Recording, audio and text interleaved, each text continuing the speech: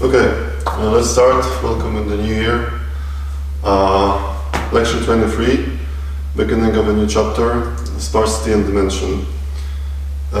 Here, within this block of 2 or 3 lectures, we'd like to share with you how do we see a connection between the theory of dimension for partially ordered sets and the structural graph theory.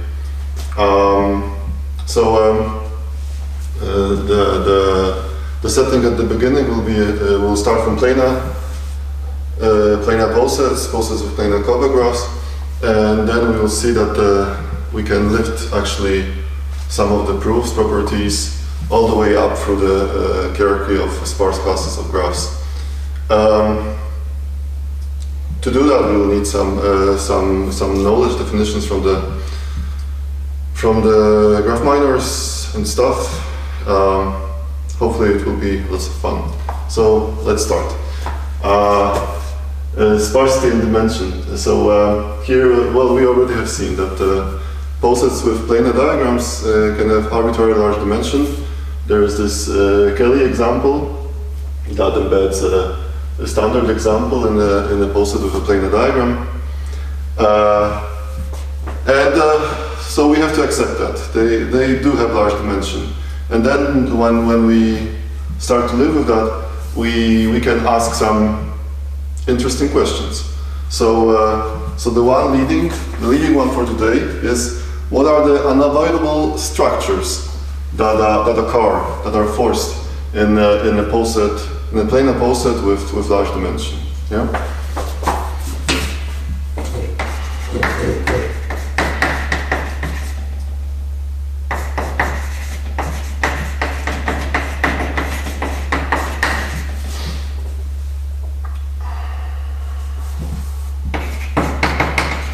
So by structures, it is not clear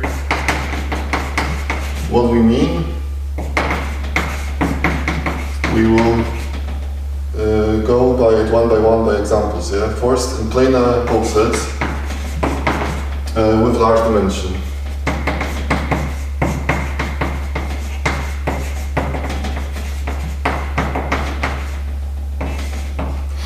So there are two directions I want to go from this question. One is are the log chains,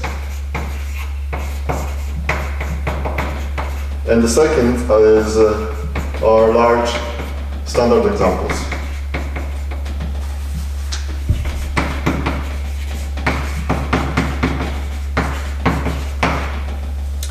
So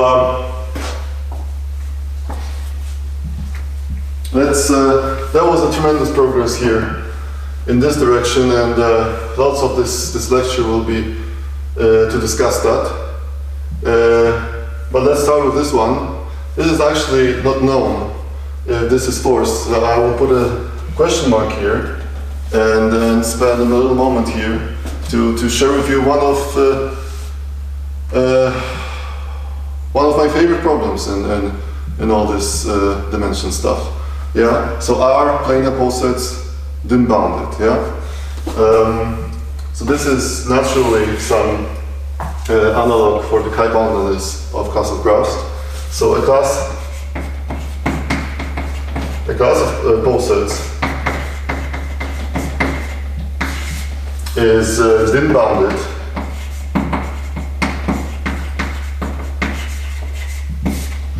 if there is a function such that for every poset in the class, the dimension is bounded by a function of the standard example number. So the size of the largest standard example in the poset. Yes, so we discussed it a number of times. Dimension for posets should work like chromatic number for graphs, and the clique number is just a standard example number. And then this is then chi-boundedness for posets. And there's some nice stuff we could cover here. But the problem, which is open for years, is are planar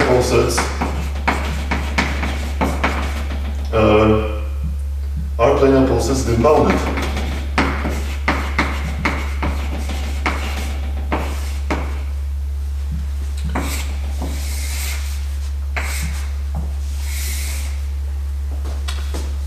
So I would love to see an answer in some years.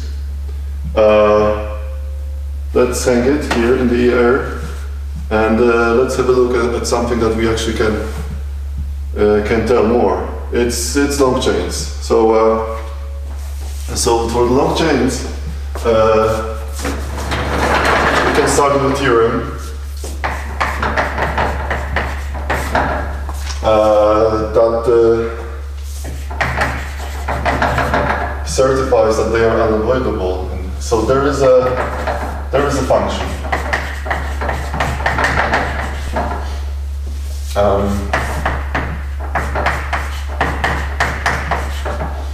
such that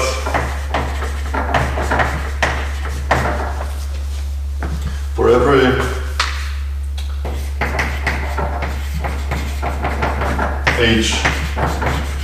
integer h positive, and every poset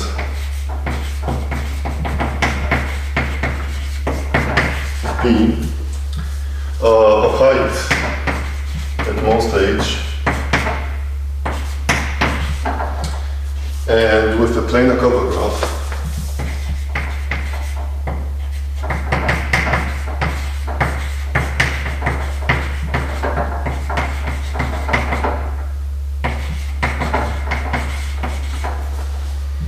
we have that dimension of P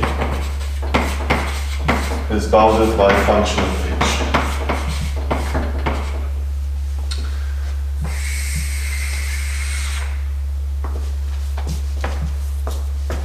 So if we take a contraposition, every planar poset with large dimension must be tall. Yeah, must have large height.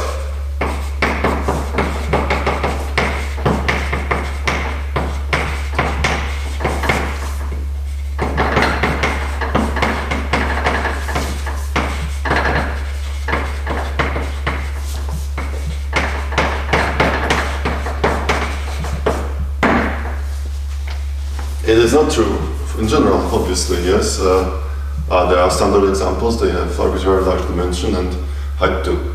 Yeah? But in a planar setting, if you want to get complicated, you need to get tall. Yeah? There is a truth that we know already for a while, that every poset with large dimension must be wide. Yeah, this is simply because dimension is bounded by the width. Yeah. So if we want to get complex, we need to get wide. Yeah. But in a planar setup, we need to get wide and we need to get tall. Yeah. So that's nice. And we're going to see a proof of this today. But let's discuss a bit the setup around and what do we know and what would we like to know. One immediate thing is from here is to ask actually what is the bound, yeah? What is the asymptotics in the height, yeah? And so. Well, I can tell you that the best that I know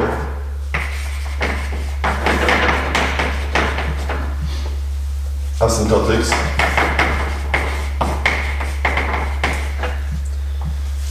for f is big O h cubed. There was actually quite some progress over last month. The degree of this polynomial got down, now it's cubic.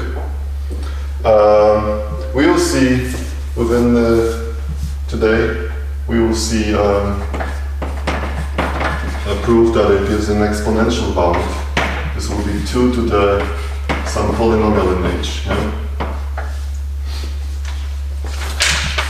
So that's one thing. Now,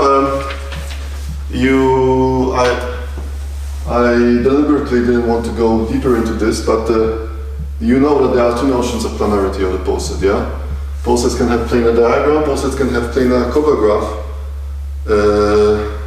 Planar diagram implies a planar cover graph, but not the other way around.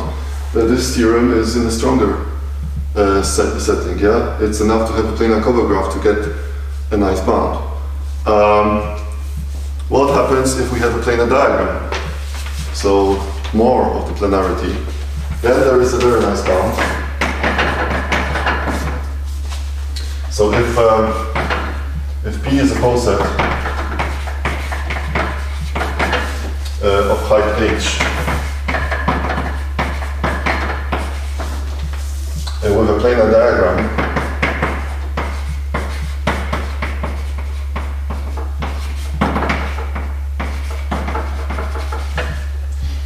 then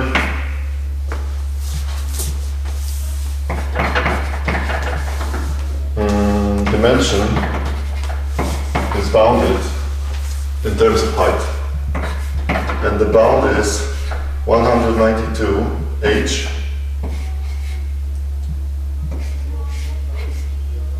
plus 96. Linear bound. And this linear dependence is asymptotically, obviously, best we can get. This you can really see already from Kelly examples. Yeah, the Kelly example is a poset that dimension is roughly its height. Yeah, because roughly the size of the standard example that you can see there is roughly the length of this chain. And then, so we smoothly went to the discussion for the lower bounds. Let me share with you what I know in this context. So for the lower bounds,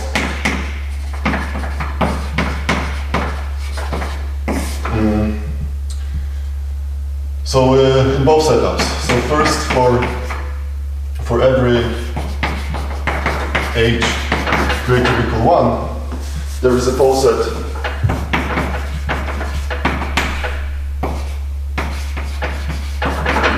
of height h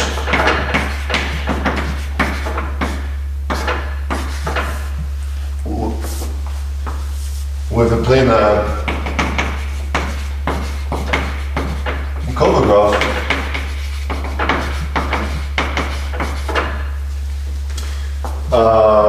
n dimension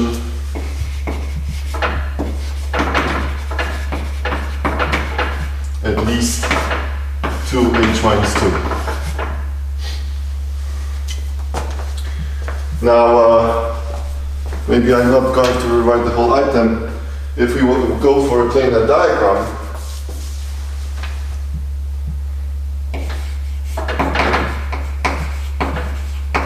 so I require more from the construction. We know a construction where it's 4/3 h. Plus, minus, minus 2.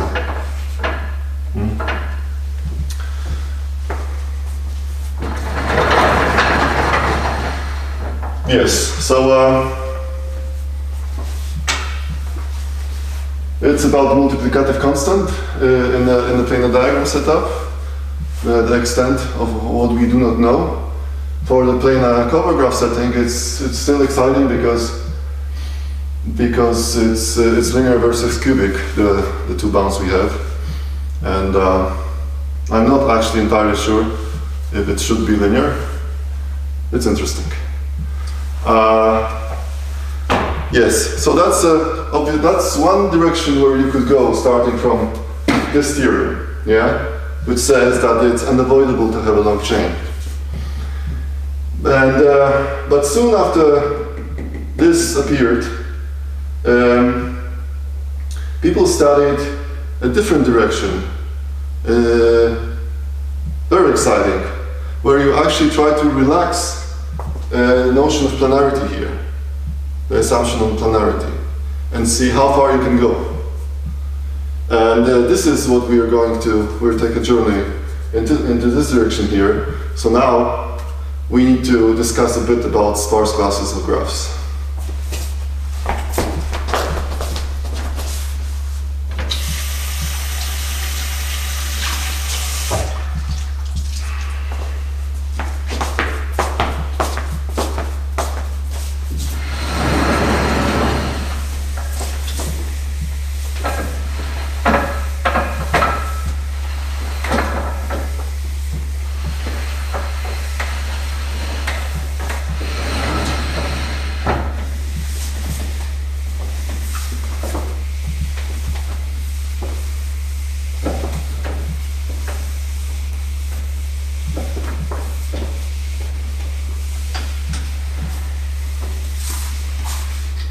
Yes, so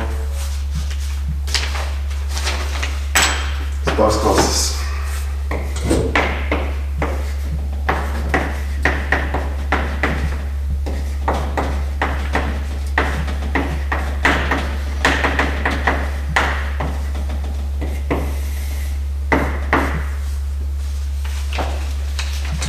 So we start with the notion of a minor. Yeah.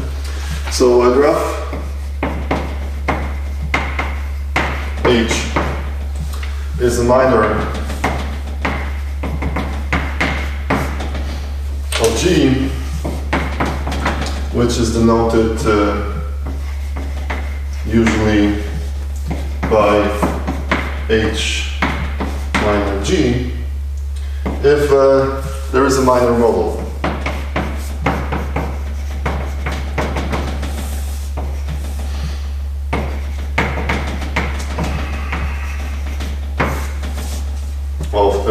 So let's call it phi of H in G. Now, what is a minor model? Let me describe it slightly less formally. So, a minor model is a map that sends what's vertices of H into connected subgraphs of G.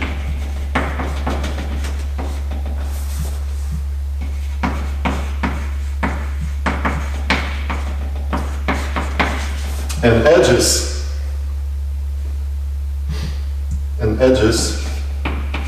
of H are sent simply into edges of the G.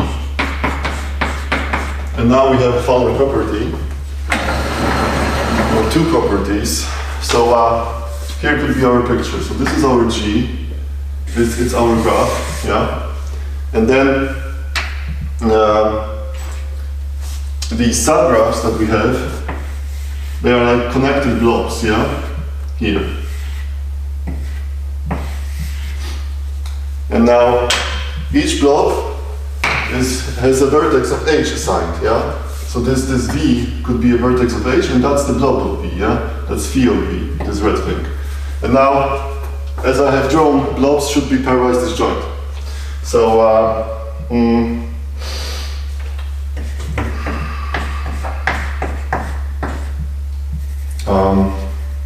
how do I write it? Okay, vertex set of phi V is disjoint of the vertex set of phi U whenever the two vertices that we take are distinct. That's easy stuff. Another thing buried in the definition is that they are connected, yeah?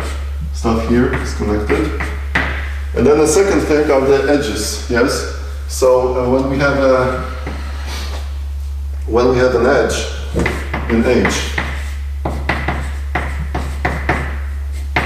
So it should be mapped into an edge in G. So say it's mapped to U prime, V prime, an edge in G. Then we know that the U prime is in the blob of U, and V prime is in the blob of V.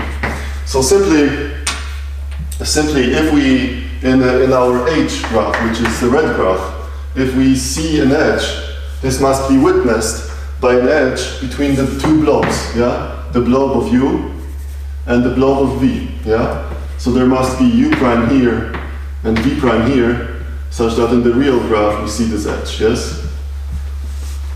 As simple as that. I think most of us seen this concept before. That's a minor model, and then if G contains a minor model of H, then we say that H is the minor of G. Okay, so given that here, I'll quickly define you also the notion of a topological minor, although it's not going to be useful today, but it's a good moment to put it so we don't go back eventually when we need it, when it shows up. So, yeah.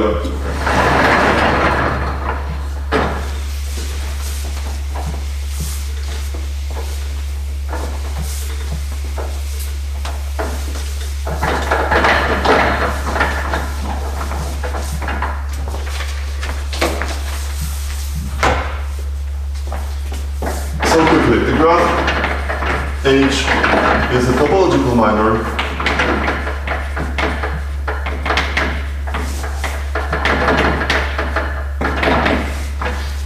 of G, which is denoted by H minor top G.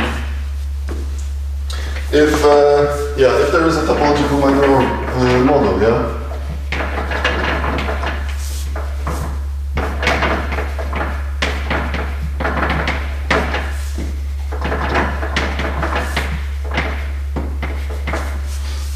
Of H in G. And now this model, what is this model? Let's call it C. This model sends vertices of H into vertices of G and sends edges of H into paths in G. What do I write here? This should be C. Sorry.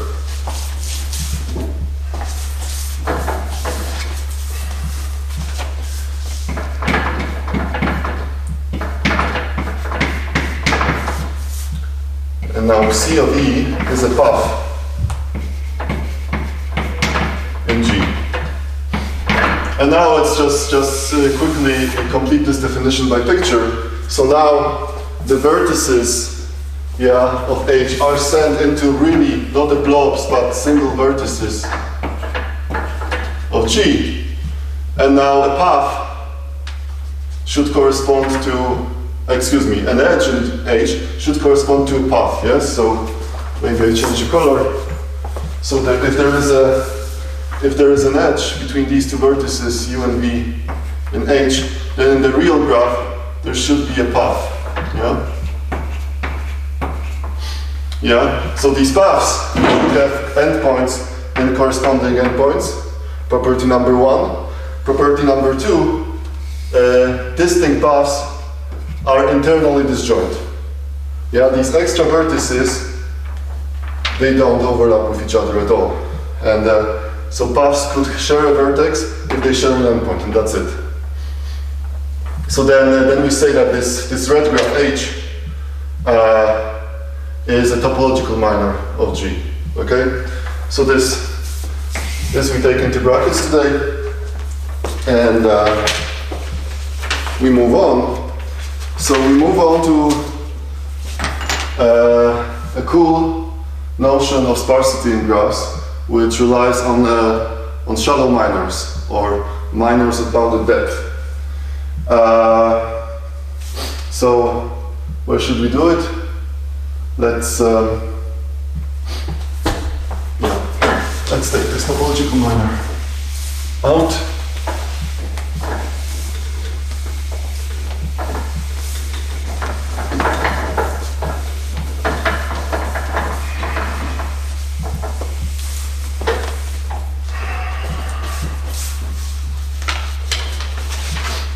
So, what do we have?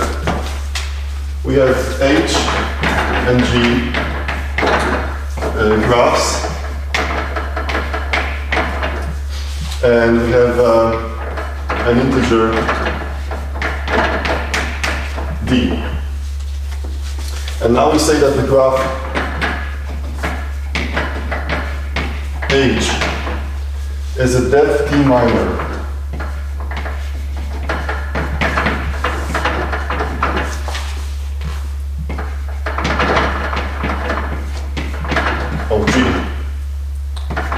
Yeah, or some people call it shallow minor of depth D.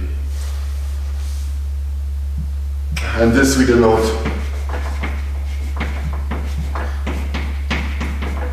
by H minor D G. If we have a minor model, so if there is a minor model P of H and G. Okay, so it must be a usual minor. So here is our G, and we group vertices.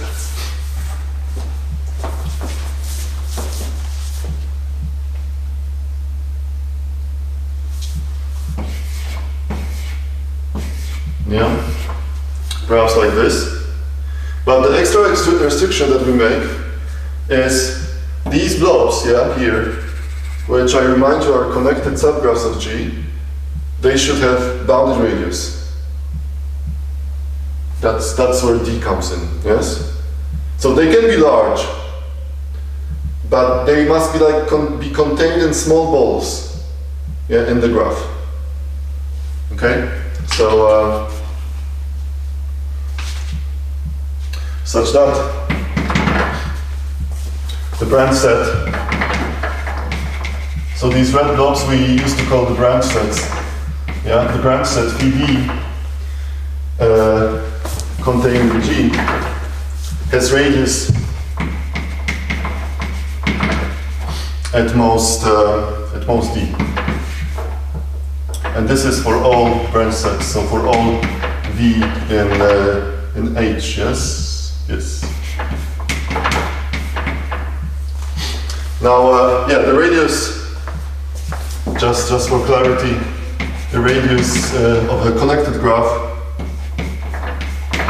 this must be connected here, is just, what is it? Is the minimum over the vertices, maximum over the vertices, from their distance of UV. Yeah, so we are trying to find the perfect center, and there we measure, take the maximum distance over all vertices to the center. That's the radius.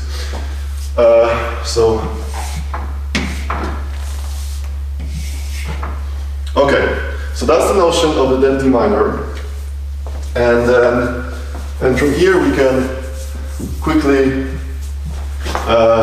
set up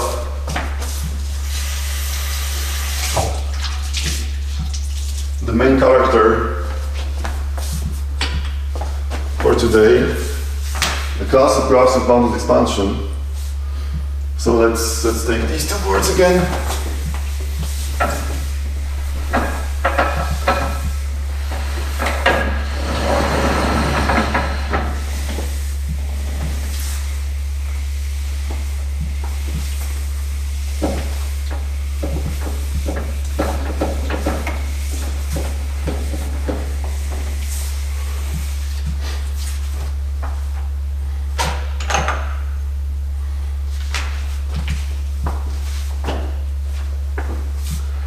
So to do that, we need to define this operator, nabla d of g.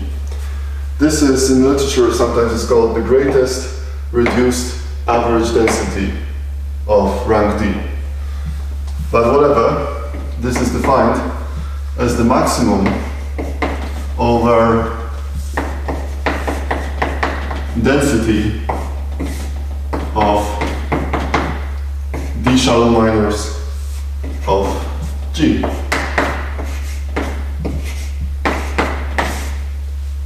Okay? So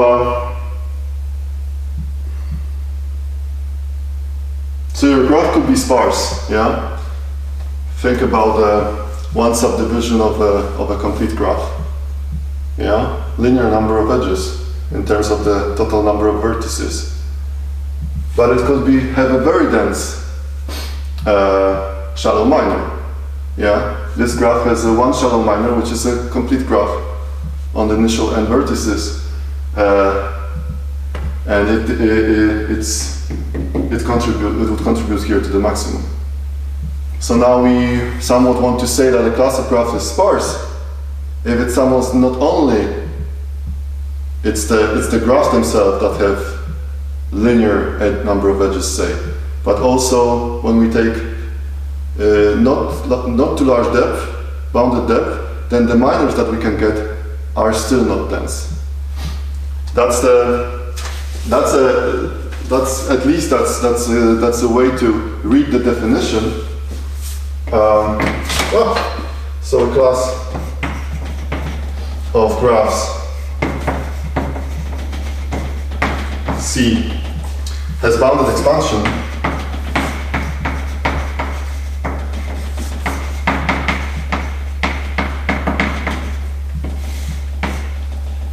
if there is a function such that for every graph in the class and for every D greater or equal than we can take 0 integer, yeah, nabla D of G is bounded by a function of D.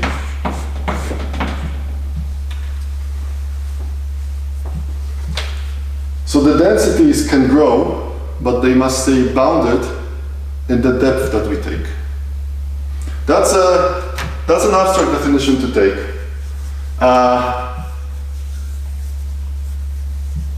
I don't want to cover this fragment of a structured graph theory here.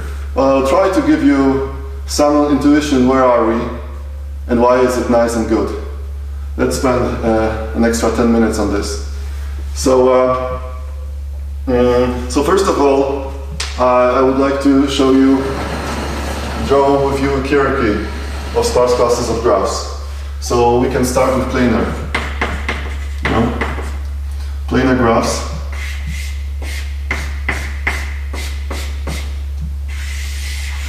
It's a nice class of graphs. We have theorems about it. We can also have bounded tree-width. This concept wasn't, I think, even properly defined in this course, but some of you know it. Forests, yeah, so stuff that looks like this is something that is planar and also has very bounded tree-width. Now, when we move on, yeah, as I told you, we want to understand how can we relax the planarity. And here we have some ideas. So instead of having a drawing in a plane, we can say, okay, maybe we have a drawing in a fixed surface. There's these kind of graphs that admit this drawing have bounded genus. Yeah, so you can think about your favorite surface, and this class of graphs definitely contains all planar graphs. Now, bounded tree grid and planarity, or bounded genus, generalizes to a very natural, nice concept that already appeared on this board, a situation where we exclude a fixed graph as a minor. So a clique, say, as a minor, yeah? And excluded minor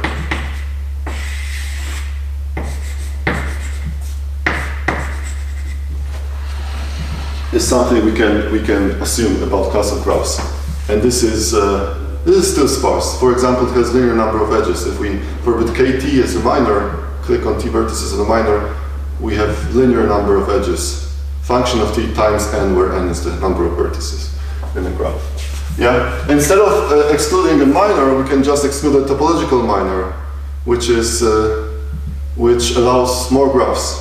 Yeah. So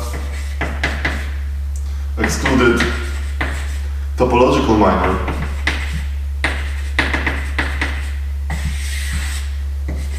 and that is okay. We are broader.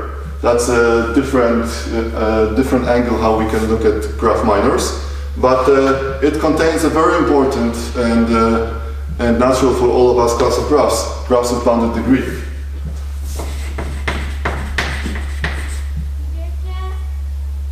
Bounded degree. Yeah.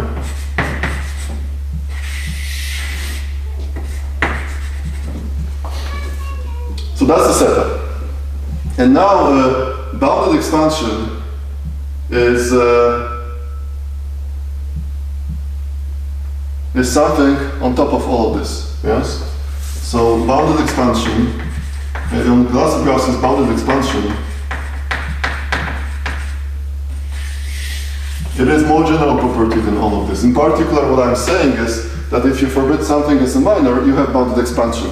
And this comes pretty trivial from the definition. Okay, so this is broad. Okay, why? Why? Yeah, at all. So one way to appreciate it is to see that we capture some really nice new stuff. Yeah, so there are classes of graphs coming from graph drawing that are captured here. So for example, k-planar graphs.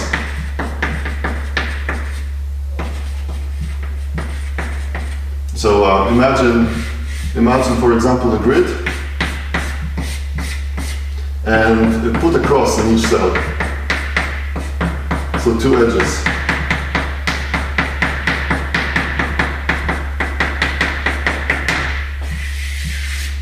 Yeah. K-planar graph is a graph that admits a drawing in the plane in such a way that every edge crosses at most k other edges. So that's a one-planar graph. And yet, if you look at all the grids like this here, you will see that they have every graph as a minor. Yeah? You take large enough grid, you'll find everything as a minor here. Yeah? Nothing is excluded. But yet, in some sense, it is sparse. It is captured here. It means that if you really want to get a dense minor, you have to take large balls. Bounded book thickness is another example.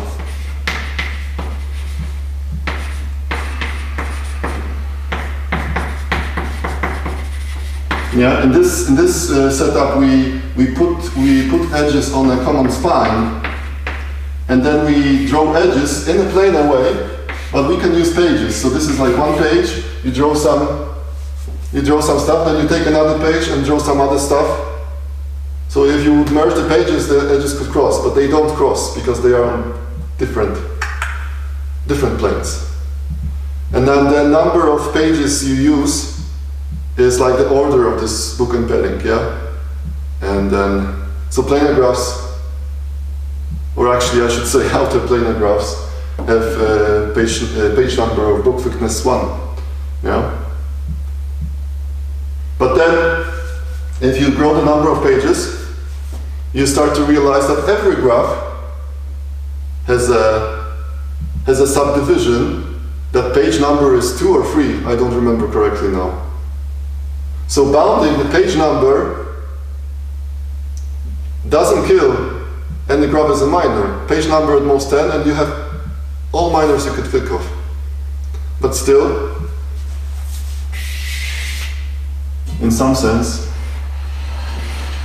it is sparse. So the thing is that if we prove some statement from here, we cover these class graphs as well, and they could be of independent interest. Okay, so that's one reason why it's interesting.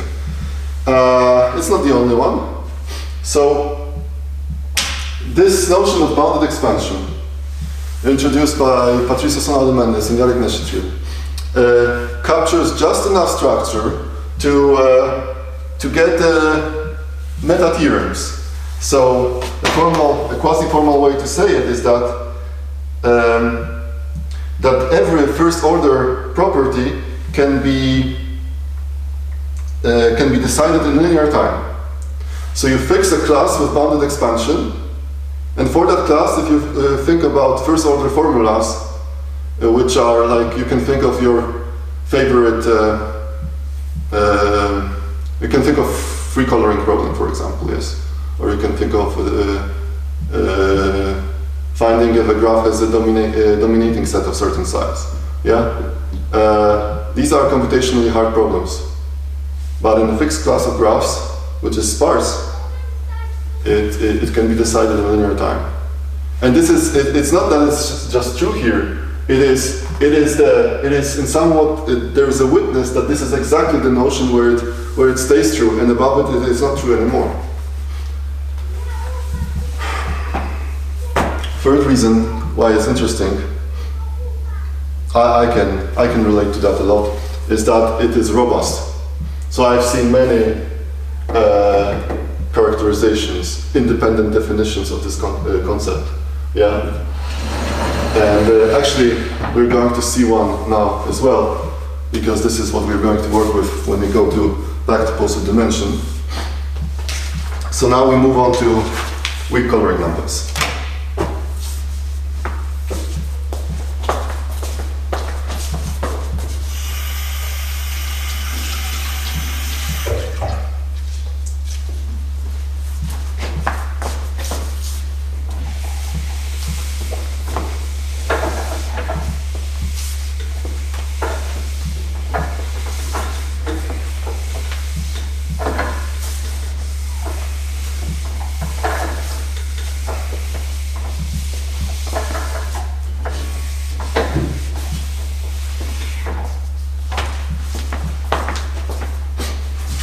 Okay,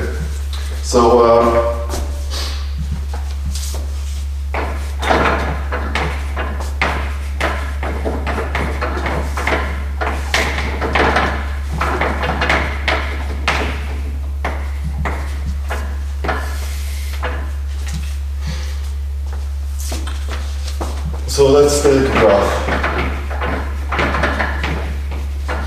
Let's take a linear order on its vertices.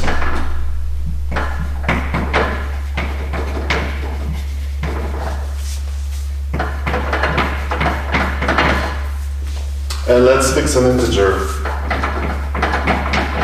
a natural number, r.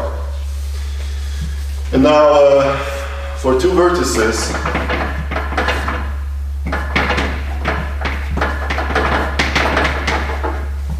u, v, and g, we say that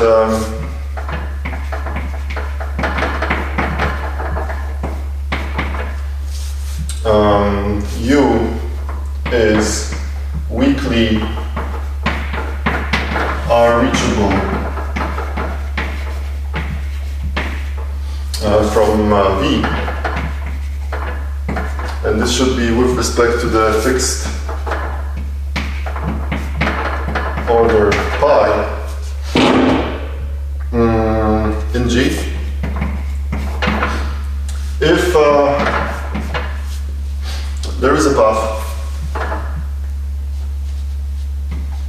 let me write it this way, there exists a path Q, a path in G from U, or from V to U, say, of length at most R. This is where R comes into the play, weakly R reachable. Yeah, such that the minimum over pi of the vertices of Q is U. Okay, this is very well encoded definition. Let's see what is the picture for it. So we have a vertex V and we have a vertex U. And what I draw here is the linear order pi. And now I say that U is R weakly reachable from V. If starting from V, you can send a path. And this path could look like this. So the property of this path is point 1, well, it connects V to U. Point 2, it is small. So length at most R. And length of the path is the number of edges in it. And the most critical one is this one, which says that the leftmost vertex of all in the path is U itself. You do not reach the stuff to the left of it. Okay? Then you say that U is reachable in this sense from V. Yes. And now, given that basic definition, we can define our family of parameters.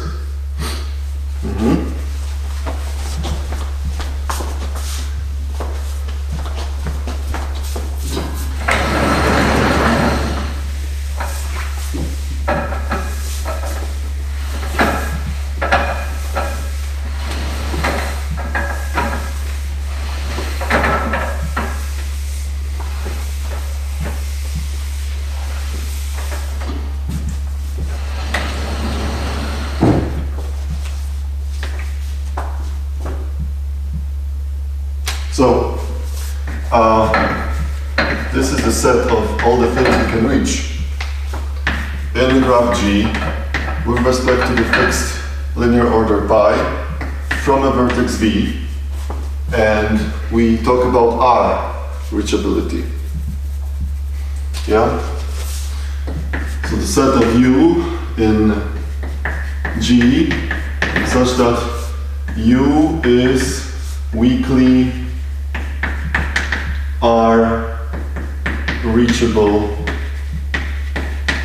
from V with respect to pi in G. Okay. And the respective family of parameters wCol of G is just the minimum, the quality of the best linear order you can find. So you would take a minimum over pi, and then the quality is just the size of the W reach, maximal size. So you take maximal over vertices, and then it's the size.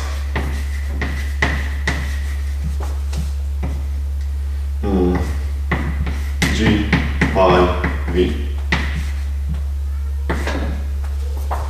So this thing is the R weak coloring number.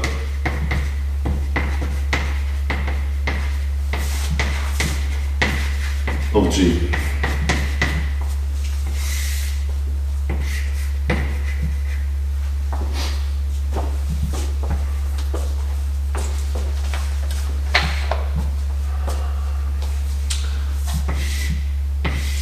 It's nice stuff. Pretty much studied over the last years.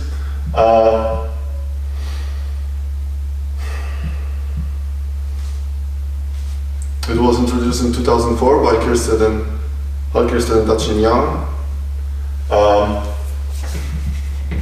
Border case wCol 0 G is not interesting. It is 1 or non-empty graphs because You can talk only about paths of length 0, so no edges. So the zero reachability is just a singleton. But then if you think about the first recoloring number, it actually coincides with a parameter you might have seen, just the coloring number of a graph, also known as degeneracy of the graph, degeneracy plus 1. It's just that you take the best order, so you minimize the number of neighbors to the left. Plus 1. But then for larger r, it gets interesting. It's an interesting parameter. And then it actually captures something. It captures something that was already on the board. So the theorem is that a class of graphs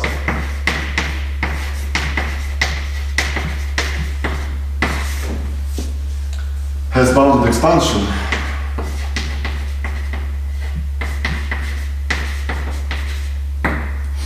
if and only if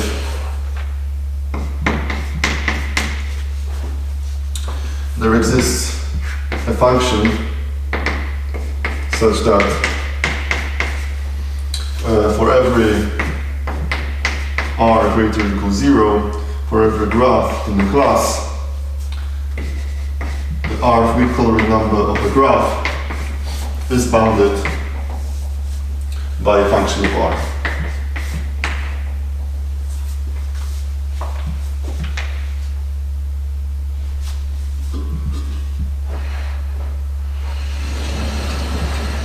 Yeah, that was the definition of bounded expansion.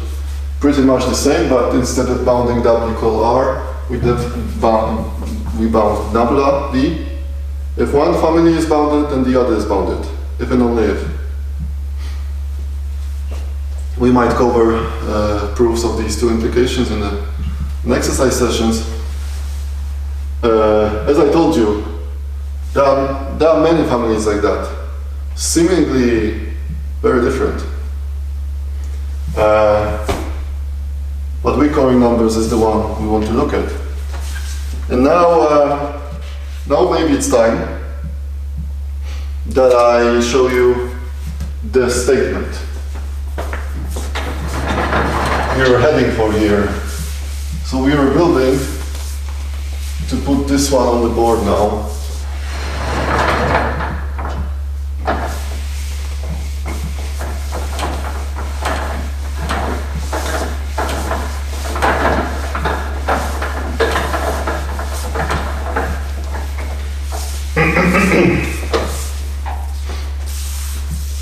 So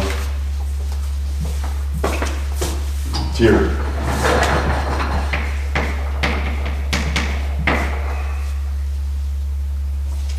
for every class of graphs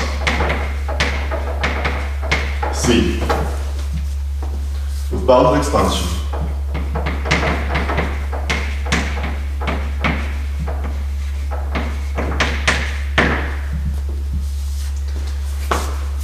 there exists a function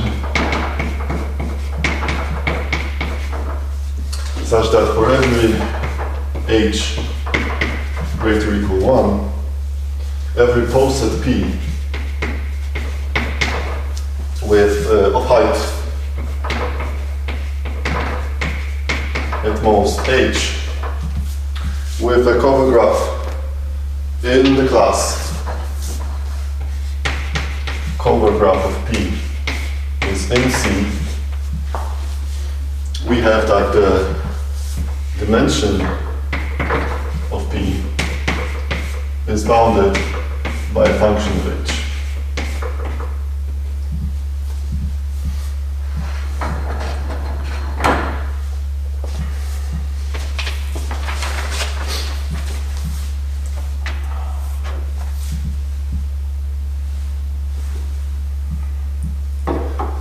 So this is a generalization of the previous theorem, given that you trust me that that bounded expansion generalizes all the classes that were drawn here on this board. So in particular planar graphs. It is actually not so difficult to see. Yeah, so when we fix a class of graphs, so say we can take planar graphs, there is a function. Now, the actual statement that we are going to prove is that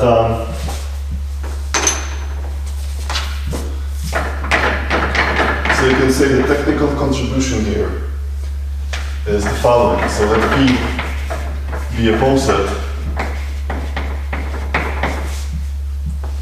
of height h, or at most h, and let C be equal weak coloring number. Which one? 3h minus 3 of a Koba graph of P. Yeah, so we take a certain weak coloring number of the Koba graph of P. And now, dimension of P is at most 4 to the C.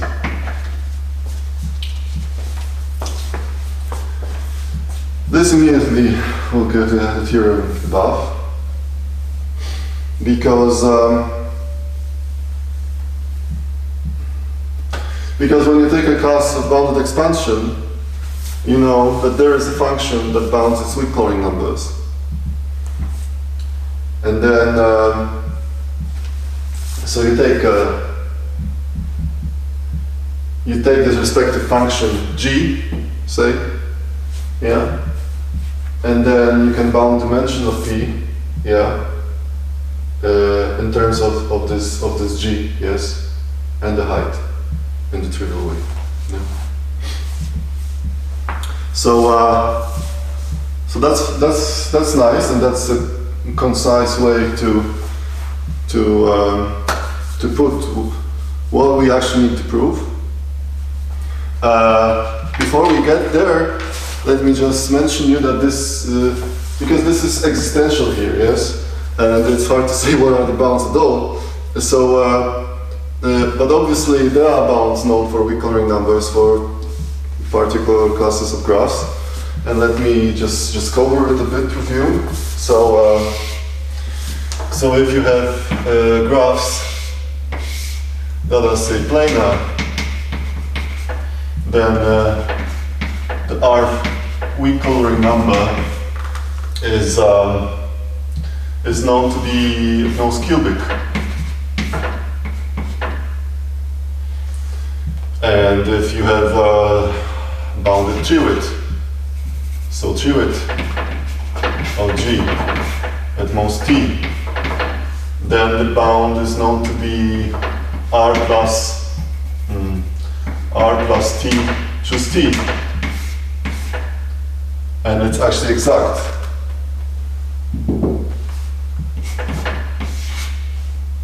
You cannot do better.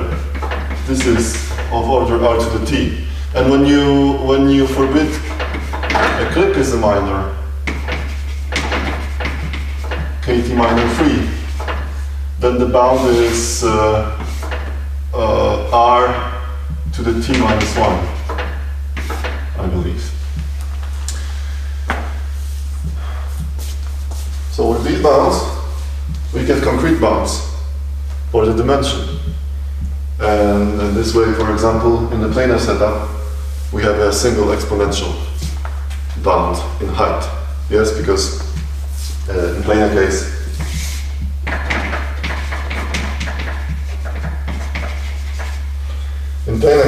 then we have dimension of P bounded by 4 to the 3h minus 3 of the Koba graph of P. Yeah. But now this thing yeah, is cubic in the parameter. Parameter is 3h, so it's cubic in h. Yeah, so this is 4 to the polynomial. Yeah. Okay.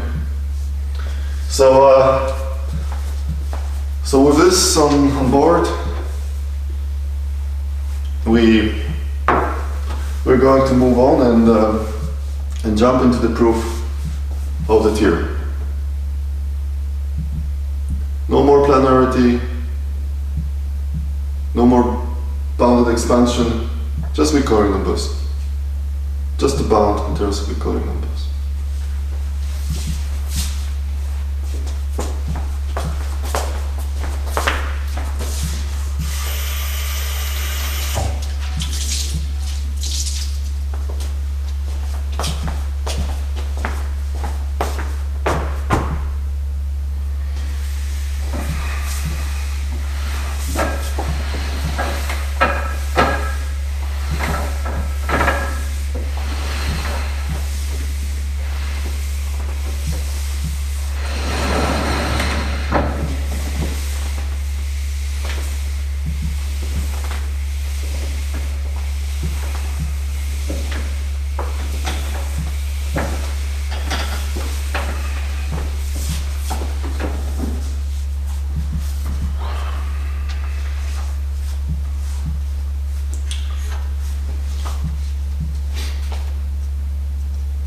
Okay, we start with an easy observation about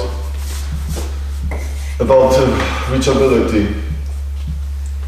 So let G be a graph.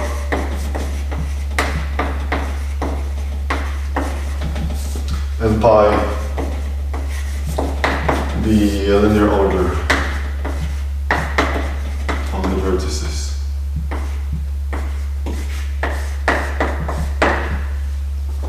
Now, if we take 4 vertices, W, X, Y, Z,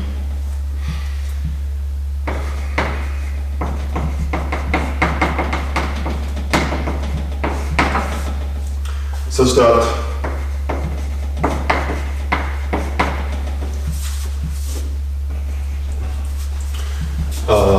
that W is weakly K reachable from what? From X.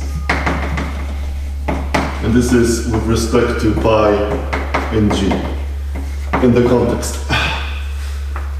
And then Y is weakly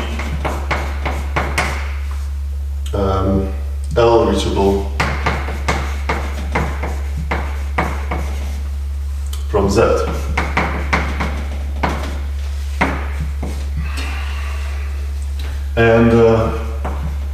And we have a path, moreover. Q is a path from X to Z in G of length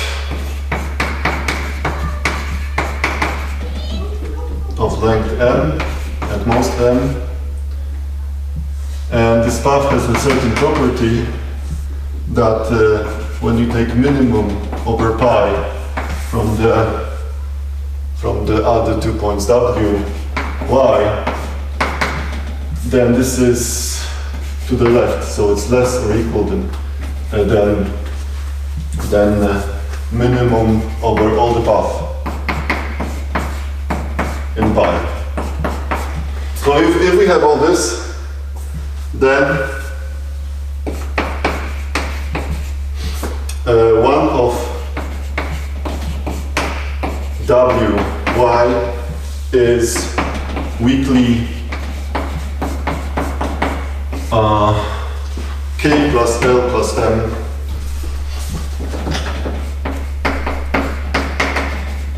reachable from the other.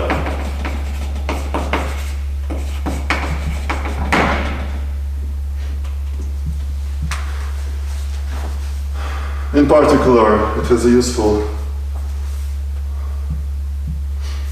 case when m is equal 0, so there is no path, and x and z coincide. So that's a lot of writing, but this is really easy. Let me draw what is happening. So that's pi, and then what do we have?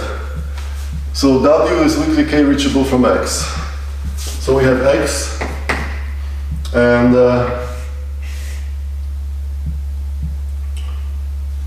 yeah, let's not make it let's make it still readable. So that's a witnessing path for this k reachability, yes? And then there's z. Obviously I don't know much about the ordering of these vertices on this line, in this order, but I want to draw you the thing. So let it be, huh? That's y. And then there is this another path hanging, which is q. Q. And q connects x with z, yes? And that's not a reachable, that's not a path witnessing any kind of reachability. It's just short. It's just short, but what we know is that it doesn't reach to the left of y and w. So, you know, you can have stuff like this, yes? And that's q. Yeah, it starts from here, it ends here. But what is important is that this vertex here, which is min over pi in q, is right off the minimum of y and w. So maybe it would be more instructive if I allow to jump it here and then back. So that would be the guy, yeah? And it's right off the minimum of y and w. And now we just say that one of them is weakly reachable from the other. Well, obviously y is weakly reachable from w, the one to the left, yeah? And in order to do it, you just walk on your paths, yeah?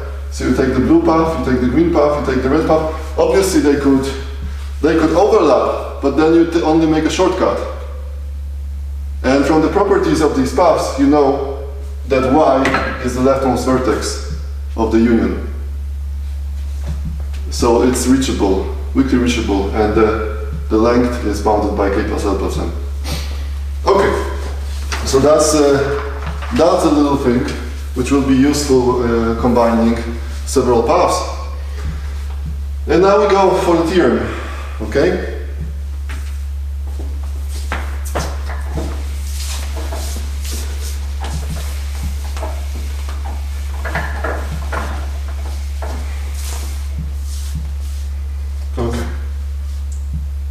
So let's try proof.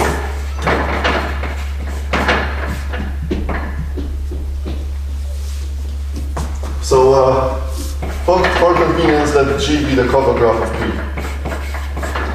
Yeah. And now so C is defined as the respective weak ring number 3h minus 3 of G. And let pi be the linear order witnessing the C. So a linear order on elements of P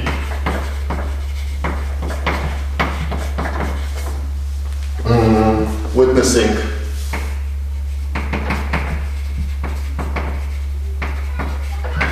this. So we have the property that W reach of 3h minus 3 G pi V, but the size of it is bounded by C for every, let's take X because I want to put it in the poset. So don't get confused, we have a poset P and we have a cover graph P of P, and that's on the same set of elements, yeah? So So this is all fine. Yes. So we have this linear order, and now this is a common thing in the proofs that work with the weak coloring numbers, is that we take a greedy coloring along the ordering. So what we do is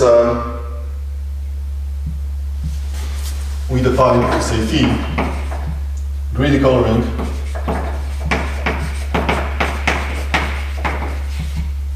of elements of P. So let me just tell you along pi, and how do we do it? So you go from left to right along pi, and when you want to color x, you look at the things that you can reach. Yeah, that you reach 3h minus 3 g pi x. Yeah, that's the set, say, and what? These vertices are already colored, and when you color x, you want to avoid all the colors used here.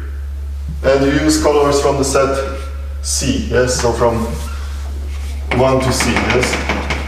And since you know W reach of this guy includes x, so the size of the remaining stuff is at most C minus 1, so there is always at least one color which is available. So you can color. And that's what you do here. And then this coloring uses C colors. Yeah.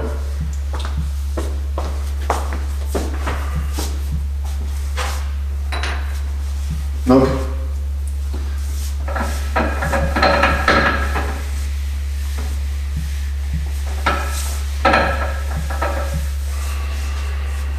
So here is a small observation.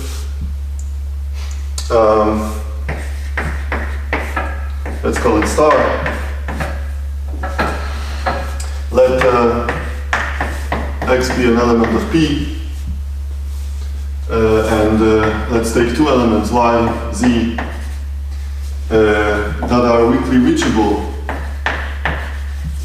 from x. But now I want a stronger reachability, not 3h but h minus 1, precisely. So I take two elements, I want them to be distinct, I think, yes. So y is two different elements here, and then the thing is that they must have different colors.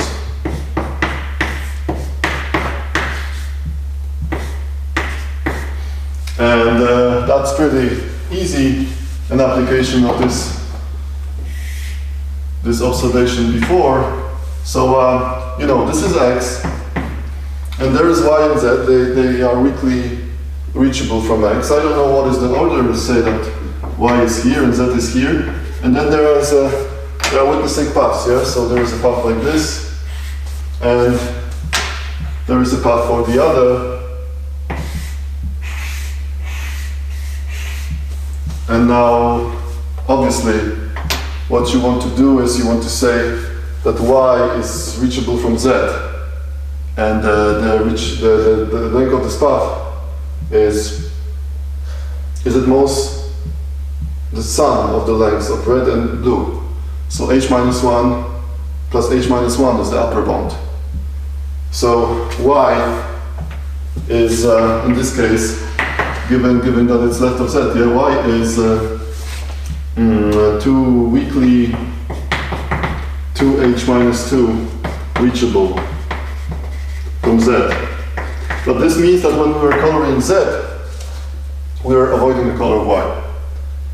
Yeah, we actually have some slack, yeah, because we were avoiding 3h minus 3 reachability set, yeah. This is just 2h minus 2, but it will get more complex in a moment. So, so we do know that they have different colors. Yeah, if you take two different elements from the set that is really closely reachable, they must have different colors. That's the property we have.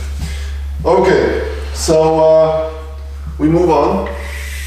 It's time to recall that we are actually working with posets here. So let's look at some, relation and take upsets, downsets, yes. So this is what we intend to look at. So weak upset, let's call it this way, of X. Yeah. Now that's the elements that are in the upset. This is my notion of the upset here. Yeah? It just means that that y is greater or equal x in P. Yeah. But I want special elements. Not all of them are getting here. Who is getting here? So there must be a covering chain.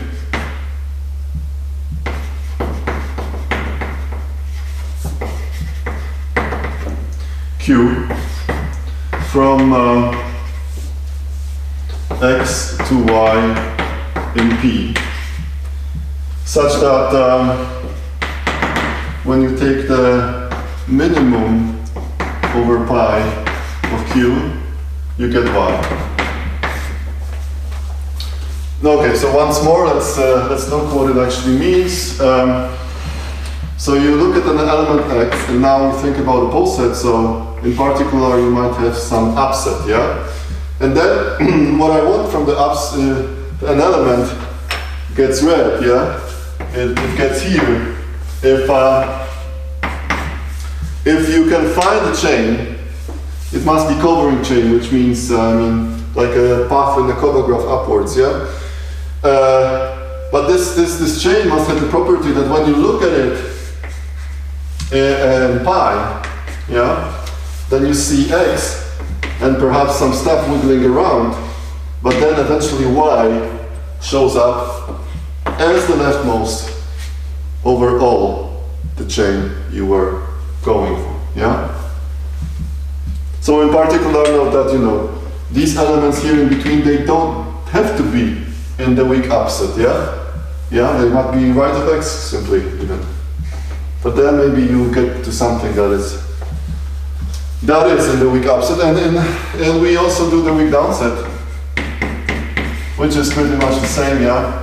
This is just you do downset of x here, and then it's the same, but q goes from now from y to x, yeah. But still you want minimum over pi of q to be y, yeah. So pretty much the same, you look at the downset and you want to hit an element with a covering chain, and it must be leftmost on the all way in pi. Okay, so that's some new notions.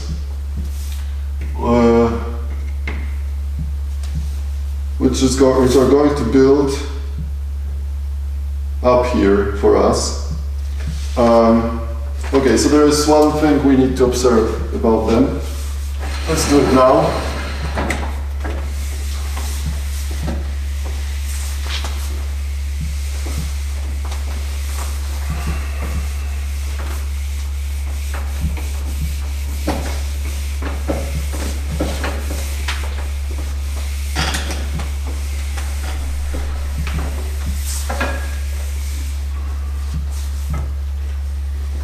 So,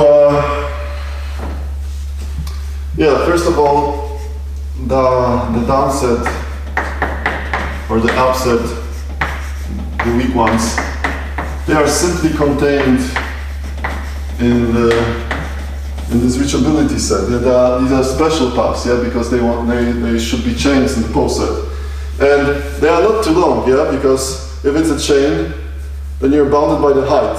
We count here the number of edges, so it's at most h-1 steps that you can make, yeah? So that's a trivial inclusion. And now, here is an extra thing I want to have notation for. So if I have an element x in P, and we have some color I, which appears in the weak, say, downset, yeah, say, of x. Then, okay, then what's going on here? So that's X, that's the downset, yeah? And then there is some color, there is some element here that is in the weak downset and it has a color, yeah? Colored with I. So the thing is here that among all the stuff in the weak downset, this is the only guy of color I. Can be no other. And that's again application of the combination of paths, because if you would have another guy in the downset, in the weak downset, like this, then you know you could combine these two paths and walk from one to the other. And the left guy would be reachable from the right guy. And the size of these paths is h minus 1 plus h minus 1 at most. So they cannot have the same color. So this means that by this observation star, there is a unique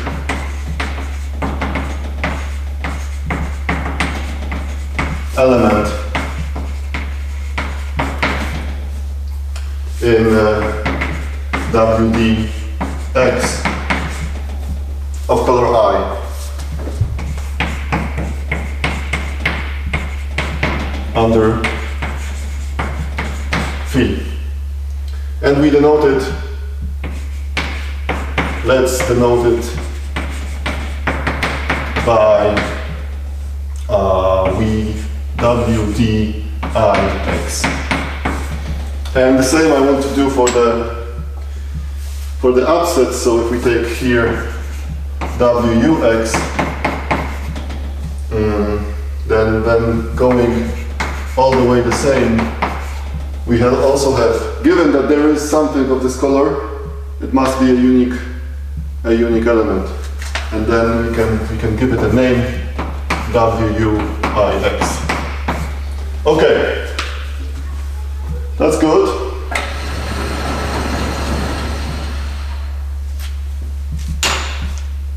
That's good. So now we really have to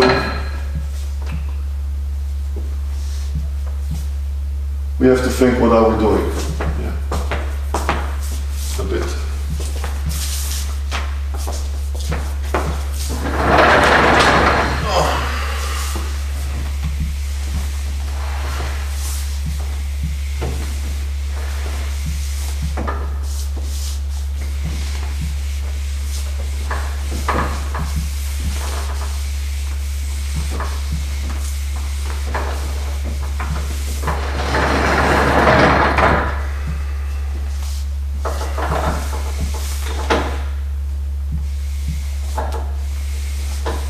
For a moment, I will leave statement of the theorem.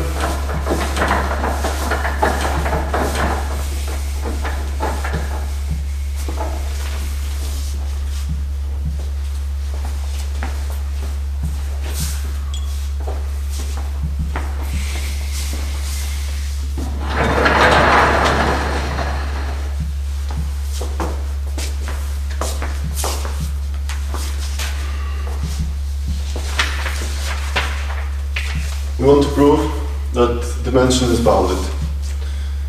We take the usual way. We're going to color incomparable pairs into bounded number of colors, this number of colors, 4 to the c.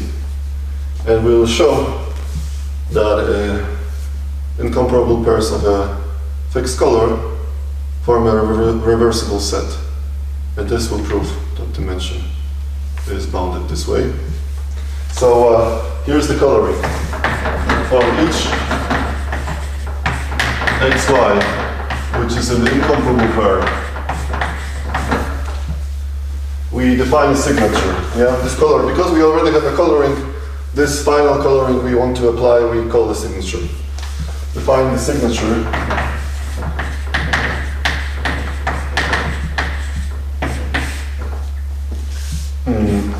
A, B, C. of this pair xy to be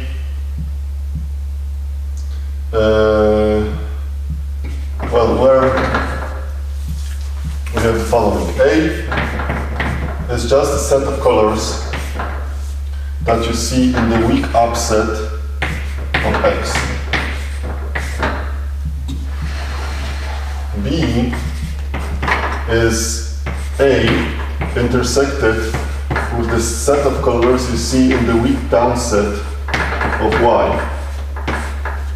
And C is a subset of B, are those colors in B, such that when you look at the corresponding elements in this color in one set and the other set, they line up in this way in pi.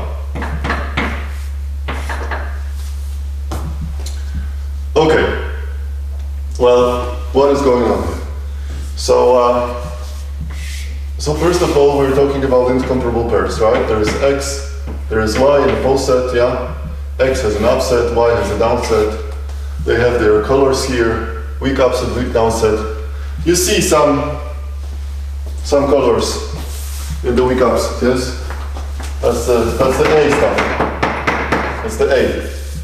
Then you see some colors here in the downset, and you take the intersection, those that you see here and here, and that's the B. And for the C, yeah, if there is a color, yeah, this guy has color I, and this guy has color I, and they are in B, so they are both in the weak upset and the weak downset. Yeah? Then you look in pi, and if this is so, that the guy from X, yeah, so WUIX is before the WDIY, then this guy goes to C. So let's quickly see that, or comment just that we have the following, yeah, that A is just a subset of colors, yeah, B is a subset of A, C is a subset of B. So the number of possible signatures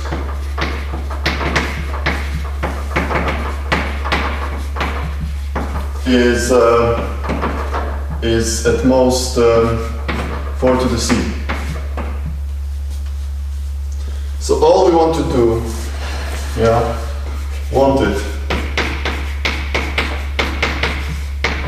is to show that for each fixed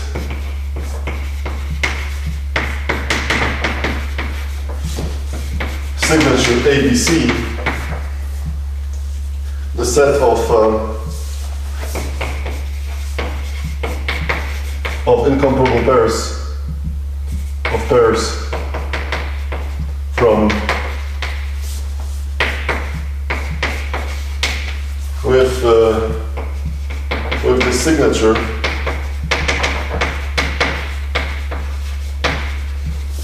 is reversible.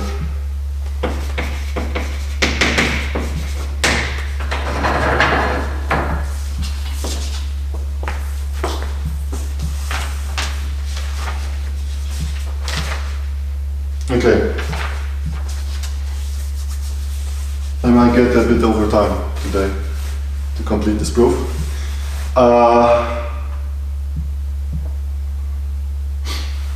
Yeah, let's do it.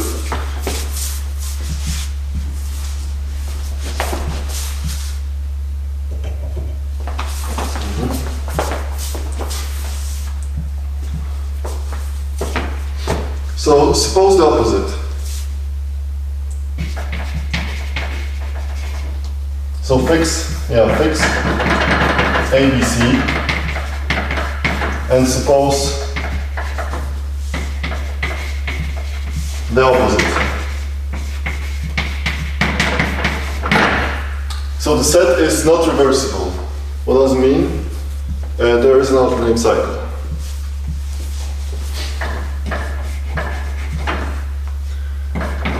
There is an an alternating cycle.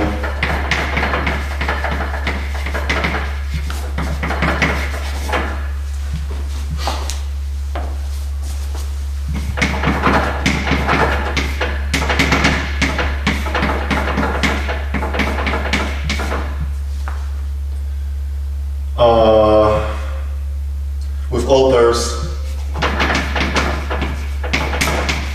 So in P, with all pairs of signature ABC.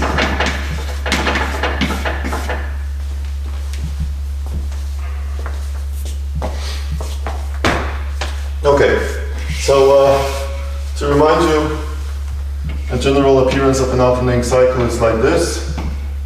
So this is x1, this is y1, it's below y2, x2 is below y3, and so on. And then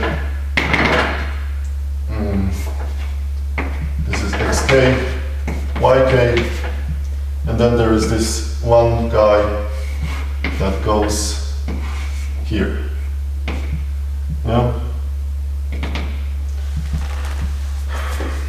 That's the alternating cycle we look at.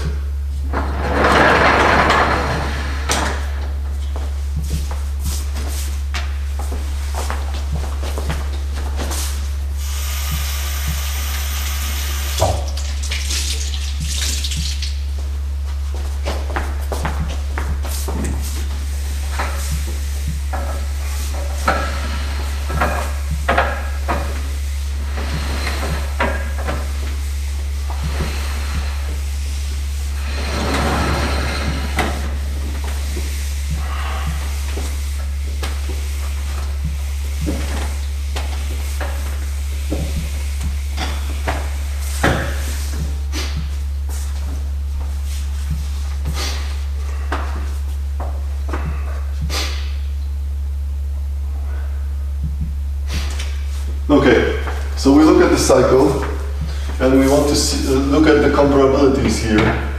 And these comparabilities, they are not necessarily direct. There might be some chains between there. And we want to fix these chains, and we want to fix them in some extreme way with respect to our linear order pi, which is behind. So, so for each comparability, so for each j that is in from 1 to k, consider all covering chains witnessing xj less than yj plus 1 in P. And choose from all possible ways from getting from x1 to y2, yeah? There might be plenty of them. You want to choose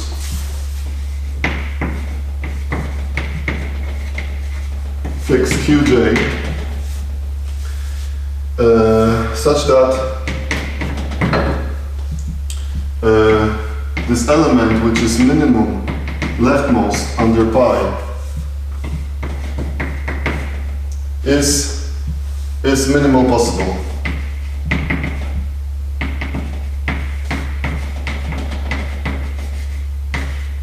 In pi. Yeah, so the thing is that when you go, for example, from x1 to y2, I don't know where is x1, where is y2. Let's say that they look like this. And then you traverse with a chain from x1 to y2. You fix such a chain such that this guy, the leftmost guy hit by the chain, is as left as possible over all possible choices. Yeah? So this way you fix, that would be Q1. In general you fix Qj, and you have this element Qj, which is the leftmost. Yeah? This would be Q1. Okay? Now, without loss of generality, we can assume that Q1 is the leftmost over all.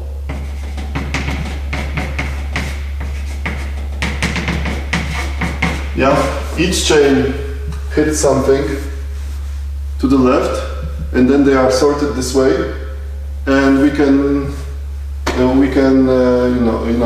renumber the pairs so that the first pair or the chain from x1 to y2 is actually the one that hits the left most. So this is what we do, and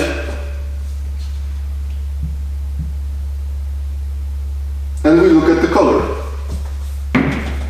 So let's T be the color of Q1. Yeah. So let's imagine that it's red, huh? T is red.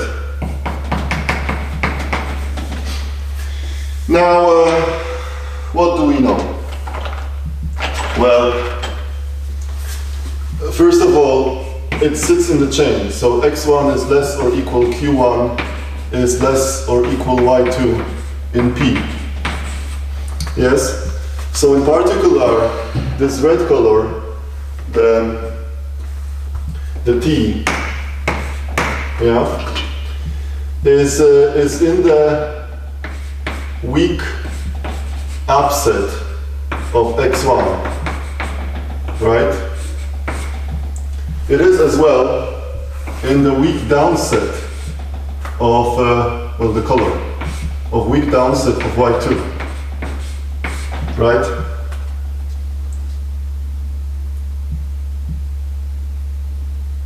But, well, okay, this is one, T is also here, yeah? But since the signature is the same, and the colors of the weak upset are in the signature, this is A, yeah? This is what we fixed to be A. Yes, so it's as well weak upset of x2. So this means that T, the color T, is actually in the weak upset of, on the colors of the weak upset of x2 intersected with the colors of the weak downset of y2. But this, by the definition of a signature, is B. So T is in B. T is in B. Okay.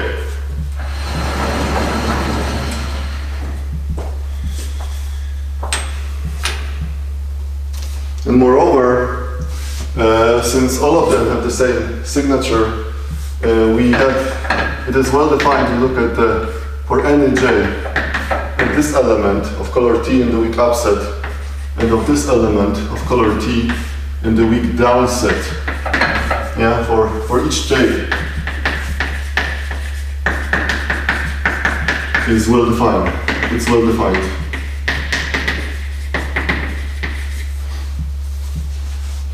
Okay. So now is the moment where the proof splits into two symmetric cases. Since we are going over time, I will just show you one of them. And although the symmetry isn't, we are getting pretty deep, it's not immediate at the beginning, but the other case is symmetric. So the case one I want to do with you completely is that T is in C. We know that T is in B, so it's a question if T is in C or not. Yes. So let's take that T is in C. Yes. So the definition of C is here. So this is then we know how the respective elements are ordered in pi. So in particular for us here, with all the things that we already fixed, the critical thing we want to look at is that this element for the second pair is sorted this way. Yeah, T all the time is this red color that we have chosen. And the assumption that this is in pi, this is in C, gives us the ordering of this stuff. And now we will combine elements to complete the proof. So first of all, let's line it up. So this red guy of x2, so this is just the inequality, red guy of y2, but red guy of y2 is exactly q1, yeah, because y2, that was the first chain, yeah, from x1 to y2. So the red guy of y2 is exactly q1, yeah. So this is exactly q1, and q1 is the smallest, so it's less or equal than q2, and q2 by definition is the minimum of the second over pi of the second chain, q2. All of this is in pi.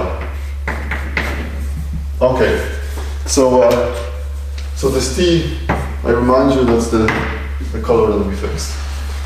And now, what do we have?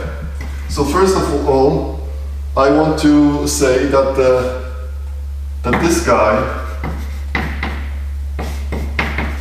is weakly h-1 reachable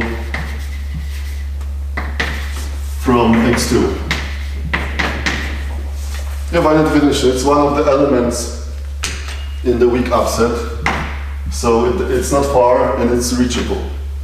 Second thing is that this guy, downset red of y3, is also weakly h-1 reachable from y3. And the last thing is the q2. So the q2 is a path. Is a path in the cover graph. Yeah, it's a chain of posets. It's a covering chain of posets. It's a path in the cover graph. It's a path in G. From so it's q2. So it's from x2 to y3, and it's of length. Obviously, it's a chain. It's of length at most h-1. Good.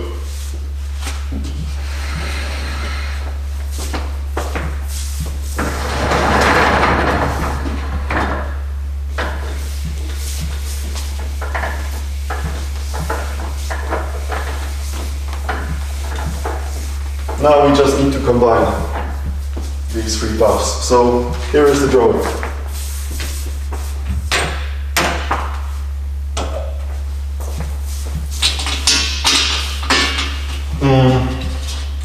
So this is pi. What is the first thing? x2 and weak wi of x2.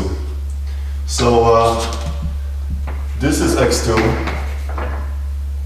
and say that this is w u t of x2.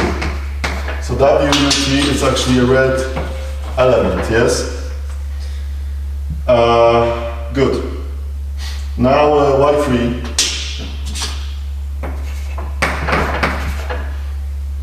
And again, I make some assumptions, but the argument will be clean. I make some assumptions for the drawing, yeah, to depict you. So that would be w d t by 3. So again, this is actually red. Yes? Okay, and the third path is from x2 to y3. This is q2, yeah? It's a chain from x2 to y3. Now, what do we know about this chain? Where is q1? Q1 is w dt y2. It is right of w ut x2. So q1 is right of this guy. So here we could have an element which is q1. And now this path q2 from x2 to y3, whatever it looks like, I know that it's minimum, yeah, which is actually q2, must be right of q1. By definition, q1 was the leftmost, yeah. I don't know what is the color of Q2 actually. Red was the color of Q1, but I know that Q2 is right of Q1, not left of Q1. So now this thing tells me that, that I can actually look at these two elements and walk from one to the other, and I'm exactly in the setup to see that one is reachable, weakly reachable from the other, with the parameter, with the length of a path which is just bounded by the sum of the three. So it's h minus 1 plus h minus 1 plus h minus 1, which is 3h minus 3. But yet, these two elements are of color red, which is a contradiction.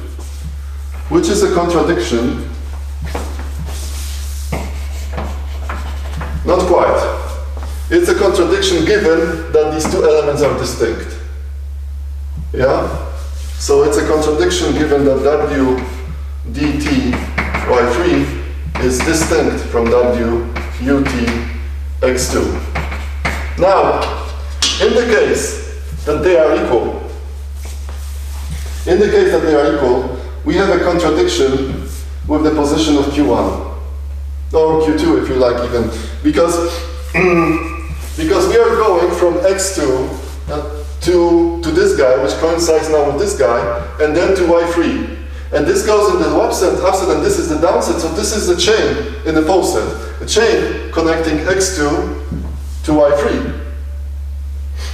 But yet, this chain hits an element which is left of our picture, it's left of a Q1. Yeah, it's definitely left of Q2, but Q2 was supposed to be the minimum that you can hit on the way from x2 to y3. So that's a contradiction in the case that they coincide. Y3, x2. And this completes the proof. This completes the proof in the case that T is in C. If T is not in C, the proof is symmetric. We have a different break of on the pi, so we are going in the other direction on the alternating cycle, and the conclusion is the same. This completes the proof that with a fixed signature, our incomparable pairs form a reversible set. There is no alternating cycle, which proves that the dimension of our poset is bounded by this 4 to the c indeed. And so we get the theorem, and we complete the proof in the general bounded expansion case this way. Okay. Apologies for going over time. Next lecture will be about nowhere dense classes of graphs. See you.